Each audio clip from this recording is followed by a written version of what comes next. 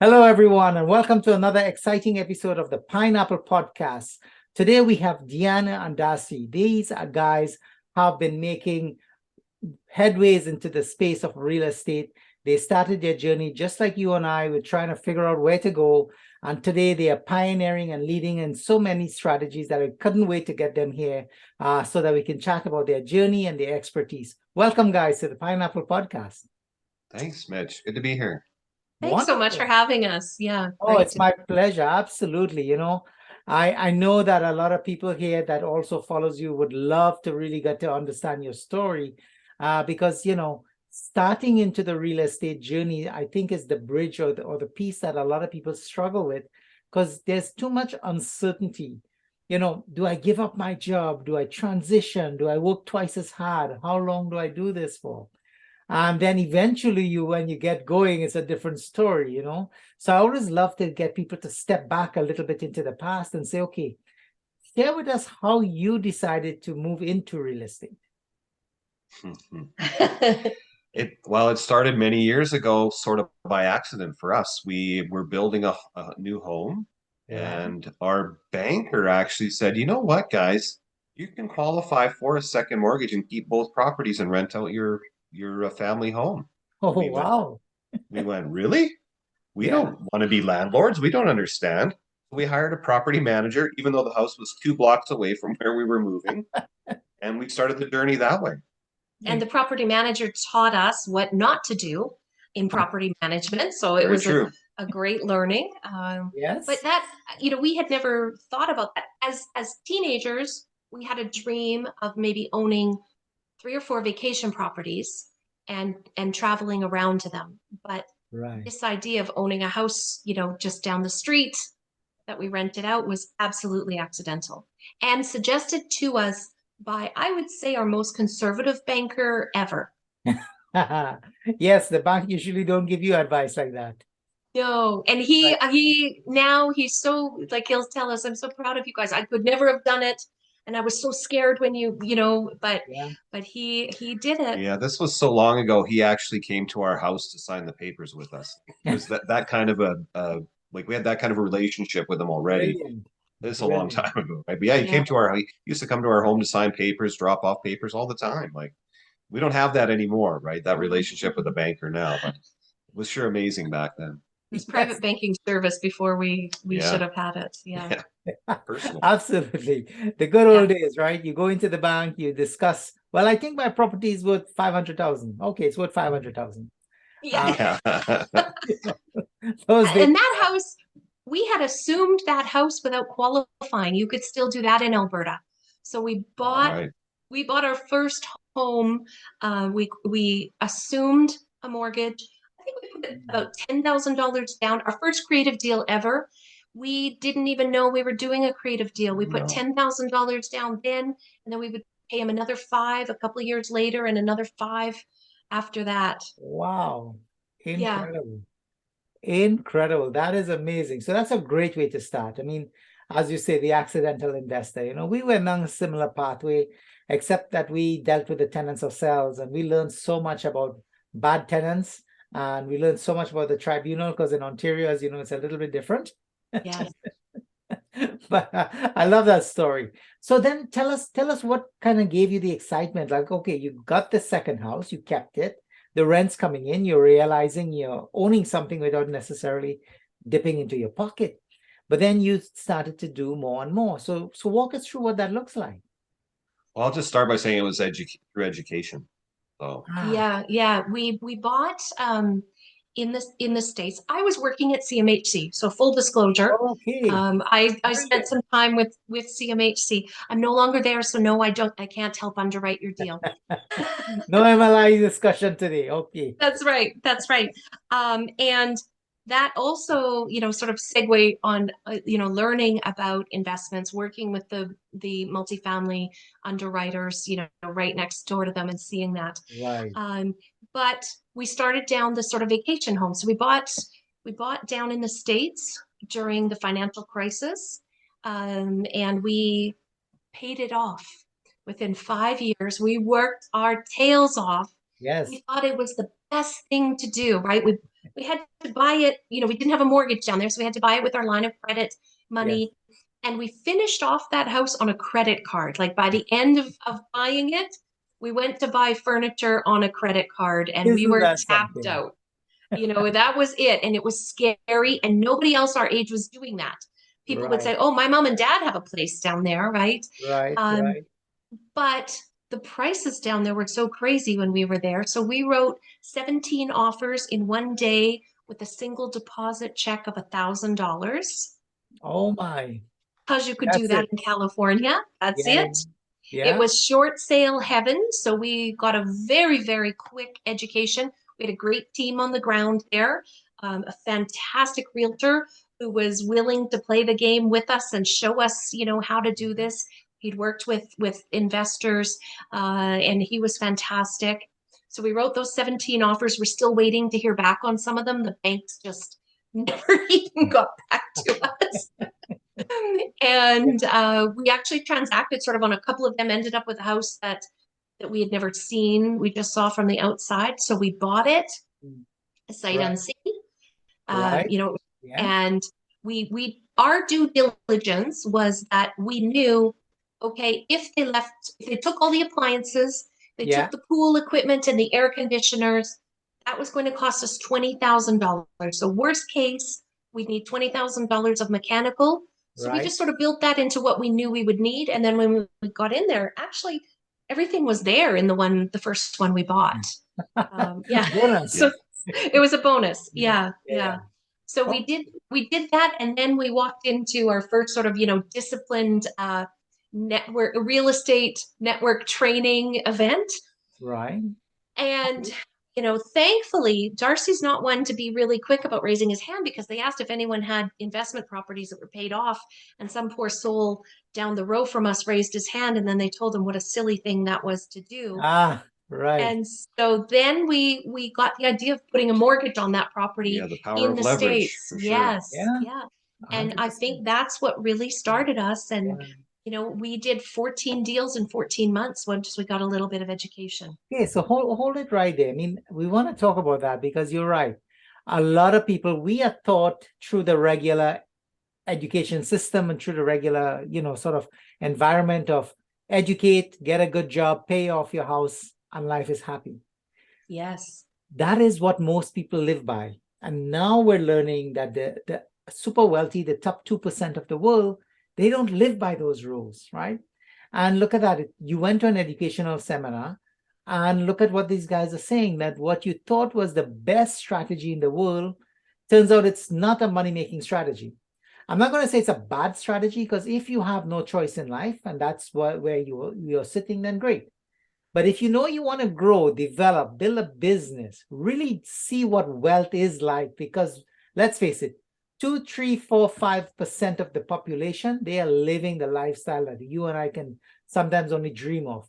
But when you start working and you realize the power in real estate that you can get there, like think about it, and you realize, wait a minute, take a mortgage. Do not let Yes. the money sit dead. And then Yeah. look at what you've just said to me. By the way, that is powerful. 14 deals in 14 months. Like incredible. Yeah. Absolutely. Yeah. And it was the power of leverage. It was having some knowledge, having some support behind us, and just seeing and understanding what was possible if we came up with a plan. And I know you love planning as much as I do. So we just created our plan for the next 5 years and we had to execute, and we knew exactly how many properties we wanted to have and how much money we wanted to invest passively. And every year, every quarter, every half year, we knew exactly what we had to do to get there. And we did it. And we had some things fall our way and some Right, things didn't. We had to recover from a few things, right, but we really used that sort of that one property, some knowledge. And we had a good life with good jobs, right? I had worked for the federal government, airline for Darcy. We had pensions, so we were set on that sort of traditional: get the good job, get a pension, work there for 25 or 30 years, and yes, we would have, that was all fine. right. But then we saw what we could do with this, and for us, obviously lifestyle was a big part of it. And Absolutely. able to live, part-time as a snowbird. I had, we were Yeah, teenagers again when we said we'd live in Palm Springs one day. And that was really important to us to make that happen. And that's really the only reason that we get to do that is because we were brave enough to go do it. Buy a house there and just do it. absolutely. Love that. Love that very much because again, we have dreams. And you know what? Because I coach so many people and I sometimes I start to have conversations around, well, what are your dreams? A lot of people put their dreams into a box, into the closet, into some place where they're no longer watching it because they feel like I need to provide for the family and I need to work and I don't need to think about the pleasurable or the beautiful things in life that I once created when I was young. And it's like, no, you know what? Take it out, bring it back. Let's look at the dreams, whatever it is, is it build a race car, live in Palm Springs, like travel the world, whatever is the dreams, bring it Yes. because that's your inspiration. And then when you find a medium, there are many, many ways in which people can become wealthy. Our strategy is real estate. That's why we love it. We talk about it. We educate people in it because it's one of the easiest streams to get into. Because you keep saying it, the power of leverage, right? And for those of you who don't understand what leverage is, it's basically this. If I have $200,000, I can buy $1 million in property. And when I pay out for that in 20 years, I am worth probably 1.5 because 20 years is going to go up. But think about it. 200 can buy me a million. If you're in the stock market, 200 will buy you 200. You got it. So this is powerful, right? And I love the fact that you're showing people that you just gave it a go. And thanks to your banker, who did not say mutual funds or stock market or some other investment vehicle that's there, do real estate. And now people have realized this is one of the most powerful strategies there are. There are many business people and business tycoons who were like anti-real estate, anti-housing. Now they've jumped on board, right? And so you're seeing more and more messaging around it. And land only gets more and more scarce. So it's a great vehicle. And the fact that you're sharing the successes, I love it because it just shows that everyday people can start doing extraordinary things in their lives, right? Oh, it's so true. And when you talk about leverage, the first thing we should think about is leveraging our money, but also we're leveraging the time and the lifestyle and the knowledge of others. And this is a business that you can set up that doesn't require you to be in one spot or to keep specific hours. And the flexibility and freedom that we get in this business is amazing. We have always said we wanted to build a business that we could run from a laptop on a beach, and we do that.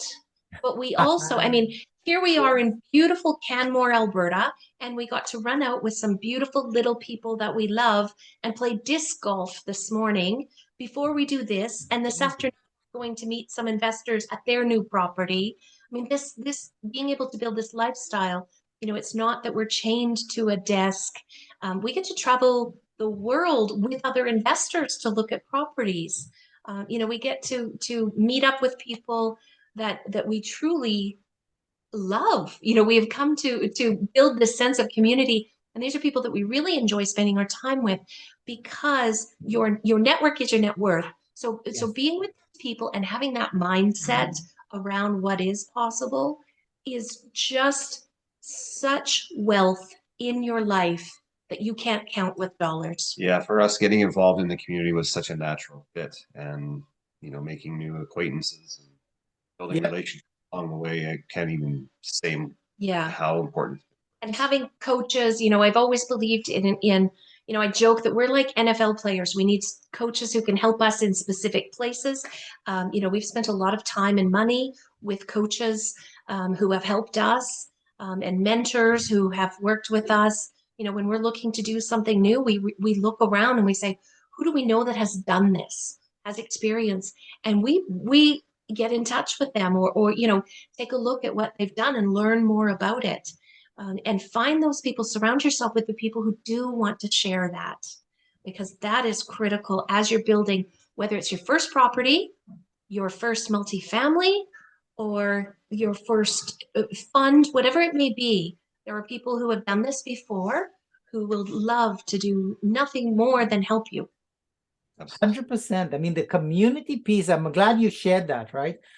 Because even for me and for all of the other people we deal with, the community really enables people to do the extraordinary things, right?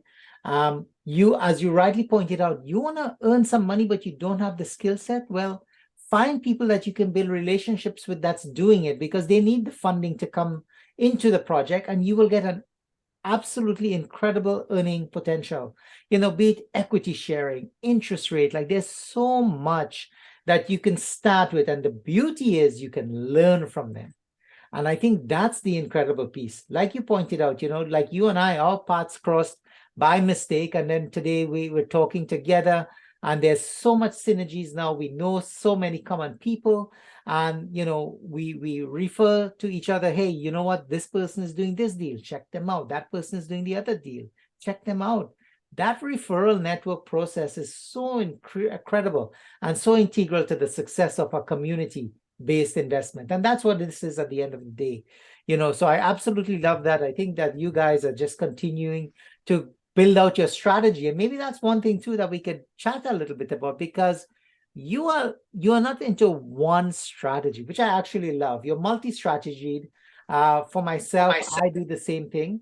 But I want to sort of touch base on that. Give us a sense of why the excitement around doing multiple things. And just going back to the education part of it, as we were learning about things that I knew nothing about and had never even heard of, such as things you can do with your registered funds. It just really something that just melted in my brain that I'm so excited about. I can't wait to try this. I can't wait to try this. And each project or investment we took on was just exciting and fun. And, back to the education. We learned so much about what we could do. We didn't know about it. Yes. And why not have fun? I mean, we want to spend our days doing things we enjoy. And so that's why, we loved the idea of vacation properties. Obviously, everyone does. We like the idea of renovations, but we didn't have the technical skills necessarily. So we developed some of those, right? I mean, our kids grew up knowing when we go look at a property, they'd run and check under the sinks for water damage. There's a certain base level of knowledge that we all have to have. But when we see a project that interests us, like learning about, what was going on in the US during the financial crisis with the short sales, we found that really fascinating. And so we dove into it a little bit and found some people and found out more about it. We probably, if we had to create a career out of this earlier, we maybe would have specialized and gotten really good at one thing. But I think in hindsight, that wouldn't have allowed us to do some of the incredible things that we have done on our sort of second level of what we're doing. So the first 5 years, we really built our portfolio for our lifestyle and what we were interested in doing. So we did rent to own, buy and hold, renovations, investing in the US, did all of that. Then this second stage and what we're building now is more about what we can share with others. So where we're, helping others to learn more, creating a community for women, or our creating our MFT where others can invest with us. I think we all grew up not understanding who owns all those big apartment buildings downtown. Certainly wasn't people like us, right? Is what we thought, the three of us. Yes, that's right. And so as we built our network, got some knowledge, got into bigger projects, more and better and bigger opportunities came to us. And we had access to those. And we understood that we could then be a conduit. And Darcy had heard early on, there was one of the great speakers that, helped us on our journey. He said, money isn't actually in owning the property. It's in all of the transactions that go on around it. And this idea of passive investing was very important to us, and it was life-changing, to be able to put our registered funds and things, leverage people who were doing things that we couldn't or wouldn't. And that was really a part of our success in building a diversified portfolio. And now we can help others do that. For us, that's exciting. Yeah, I think we all want to do what we want when we want and still have an income stream or multiple income streams. That's right. The true entrepreneurial spirit, right? Multiple Absolutely. streams of income. Yes. During COVID, we decided to flip a house. We flipped a 400 square foot cottage in a tiny town only because we wanted to. We had so much fun up there. And it was a success. We were very successful with it. We so it wasn't just we did it to do it and whatever happened. No, we went in with a strategy and we executed, and we bought it for $42,000 and we sold it our very first showing for $90,000 a month later. A month later. I made it even more fun, by the way. You look, absolutely. It's funny you say that because my wife and I as well, we were looking at an apartment building just in the midst of COVID, and we were like, oh my God, what do we do? Do we back out? Like, the world has changed. We didn't know what to do. But then I came back to my fundamentals. We've done all the work. It was months in the making. The numbers work. Everything is lined up for this thing to close. We're doing it. Let COVID do whatever COVID has to do. We are too committed at this time. You know what? Thank God. Because that has opened up the world of so many more opportunities. It's just incredible. So come back to your fundamentals. And I think that's critical. Look, it did that for you in 30 days or 40 days, from 40 to 90. I mean, that's huge. That's life-changing, right? That is. We made a profit some people make that in a year. That's right. That's right. It's a salary of a year. Like, think about it. But you got to be brave and you got to be calculated. And when you have a support system around you, I think that's critical. Because sometimes the beauty of Yeah, the beauty of the situation was we had a few exit strategies on that property too. So that's another thing about education in real estate. You don't have to do what you go in starting is maybe what you're going to execute isn't how you end sometimes. So understanding absolutely. That's right. That's right. You got to think about 2 or 3 scenarios that you're planning against, because you got to know what you're doing at the end of the day, right? But I just want to frame in something. Sometimes people think about education as an expense. And I want you to understand it's an investment. Let's say I invested $10,000 or $20,000 into learning about that strategy you just did. In 30 days, you made, let's say, $50,000. I would have, let's say I invested $20,000, a really premium package, right? And a lot of these opportunities, really $5,000, $10,000 is like nothing. But in one deal, you made that back. And then so that's an investment that gave you a profit. I educated as an investment. I got a return that's incredible. And now I have the knowledge to keep going, right? It's like they say, you give a family a fish, they have fish for a day. Yes. Teach that family to fish, they'll have fish for life. I love that simple philosophy, but I love the fact that you brought it to life in such a beautiful way. We use that education, use that opportunity, that conversation that you had with someone as motivation to go try that strategy. We did this with agreement for sale, which is a very popular strategy in Alberta in the right market, happens in Ontario and British Columbia. Essentially, for people who don't know, you are putting a very long closing date on a deal. So you write the deal, but you're not actually going to own the property for a few years. And you're essentially in partnership with the person who owns it. They stay on the mortgage, you set up a bank account, we paid the mortgage payment, but then we control the property and took care of it and kept the profits.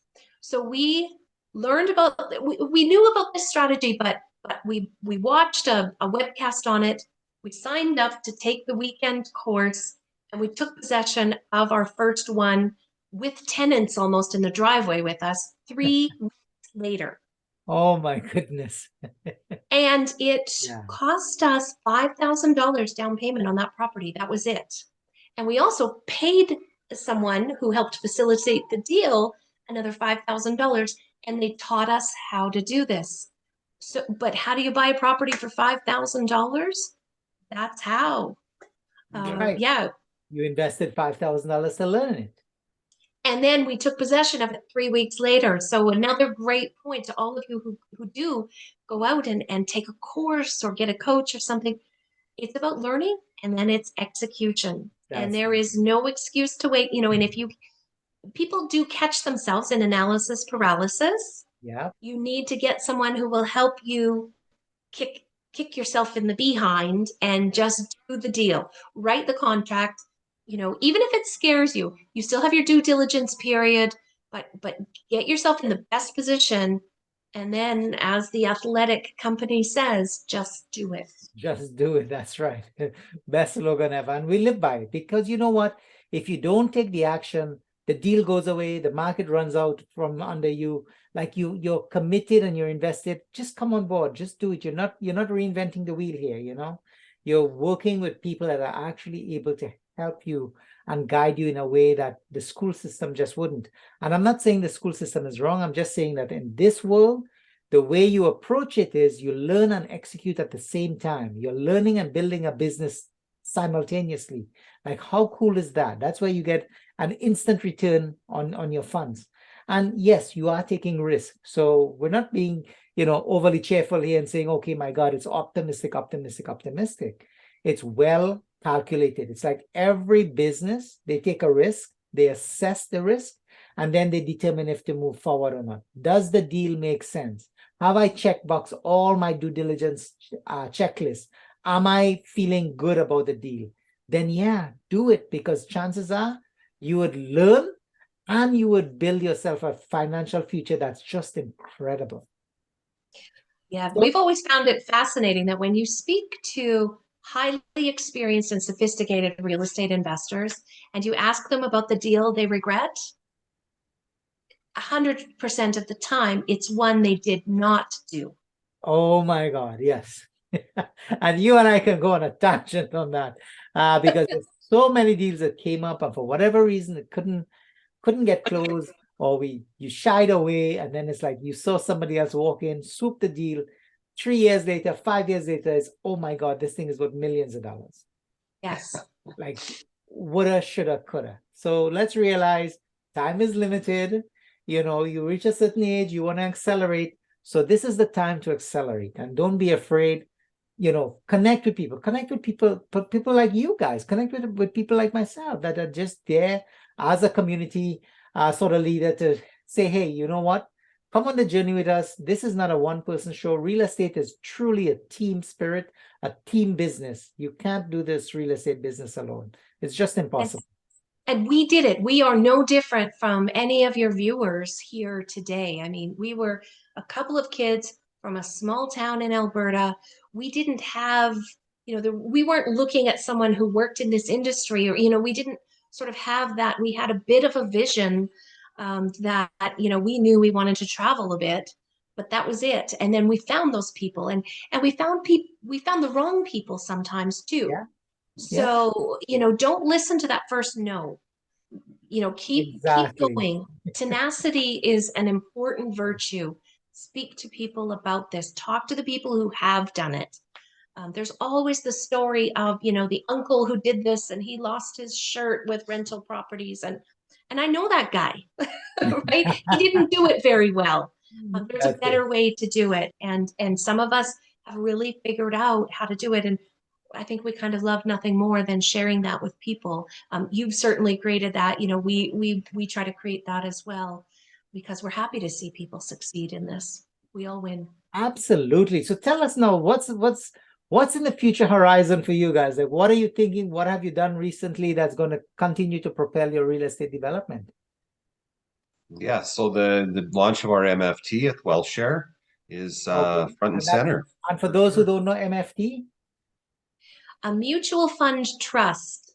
So we're running ours as a private REIT. So back to my CMHC days, I understood about a real estate investment trust. Basically, what we're doing is we're buying a collection of buildings, a pool of assets, an entire portfolio that people can then come and invest with us as experienced management team. So we have a partner on board who is an investor-focused realtor, another entrepreneur. Our CFO is an accountant who is an investor.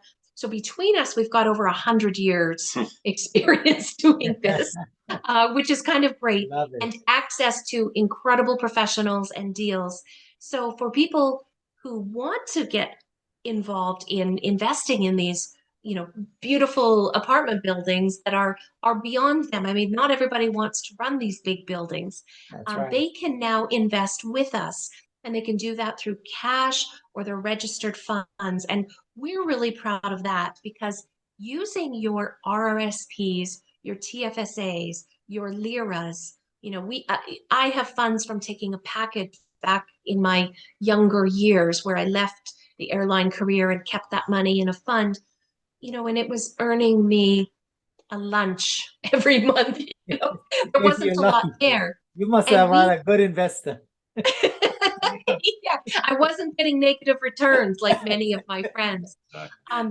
We were able to use that to access returns, the real estate level returns, which is so magical to me, that we can present an opportunity to others to access a piece of these buildings and not have to deal with the tenants and toilets, or getting the education on how to look after elevators and parking, parkades and things like that. But still get the returns, still be able to live the lifestyle, know that they have a solid retirement headed their way because of this. So wealthshare.ca was born just last year, and it's been incredible for us because we get to work with amazing investors. We have hundreds of investors across Canada and actually around the world. We've got international investors. So for us, that has been a great sort of level up or pivot, that now we're using our experience to run these buildings, but also help people access this. And we say Wealth Share is not just our name, it's how we believe business is done. We're sharing our wealth of knowledge as well, which we really believe in. So again, it's our passions that are leading us in the business, right? We look at the numbers, but if the numbers are equal on something you don't enjoy and something you do enjoy, pick the thing you enjoy. That's And that's right. what. No, I love that. Absolutely. I think that's brilliant. Absolutely brilliant. And so I guess people can look for wealthshare.com. I will also put your contact information in the comments below so that they have a reach to you at any point in time.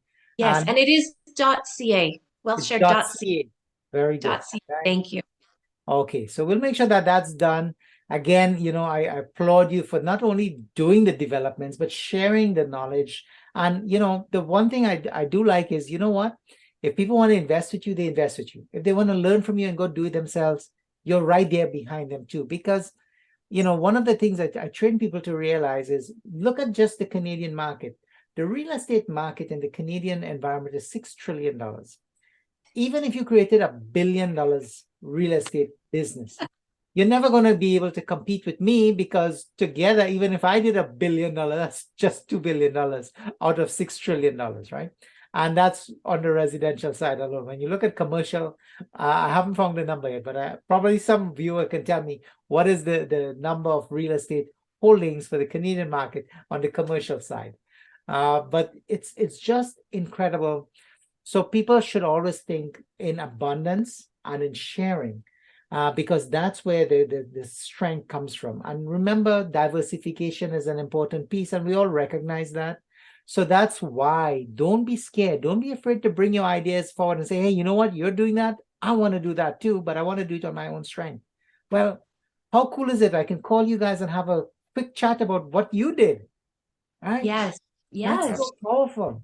And then It go do is it yourself. amazing. That's right. And as you rightly said, find the right leaders with the right programs that you can invest in your education, because this is the key component to the success. Don't be shy. I mean, there's so many people out there now that lead this space that 20 years ago just was not existing. Right. Yes. And the other thing about that is it puts you in proximity with other people who are doing it the right way. We are actually this week, I believe, we're building a road in New Yes. Brunswick, a development that we're doing out Wow. there. I'm not a girl who knows how to build a road, but I know the people who know how to do that, and they're on my team, and it's going really well, right? So that getting involved with programs and coaches and communities that can help you give back, provide value, as well as partners. Everyone has a superpower that they can help others. I learn from first-time investors all the time, right? Or you may be a contractor or an accountant. You become so valuable to other people as well. So don't be afraid. Don't feel that you don't have anything to contribute. 100%. You know what? I absolutely love that. I mean, that's a brilliant sharing for sure. And I think we're going to end it there. So Darcy and Deanna, thank you so much for coming onto the Pineapple Podcast, sharing your story. We absolutely loved it. I can't wait to have you back here because, you know, with the amount of work that you guys are doing, I think there's tremendous value for our viewership. So I'm inviting you to come back in again, and we'll work on another episode as we go there. So any last words to our viewers? Yeah, no, thanks, Mitch. I think we just scratched the surface today, so to speak. So look forward to the next time. 100%. Thank you so much for having us. Love what you're building here, and always love, sort of sharing if we can help someone. So do feel free to reach out. You can find us on wellshare.ca, either Deanna at wellshare.ca or Darcy at wellshare.ca. And thanks for exploring this path with us, Mitch. You are a gem. You are most welcome. And to our viewers, remember, it's all about being tough on the outside, sweet on the inside, and wearing your crown of gratitude proudly. So remember, hit the like, subscribe, and share button as we continue to build our base. Goodbye, everybody. Thank you.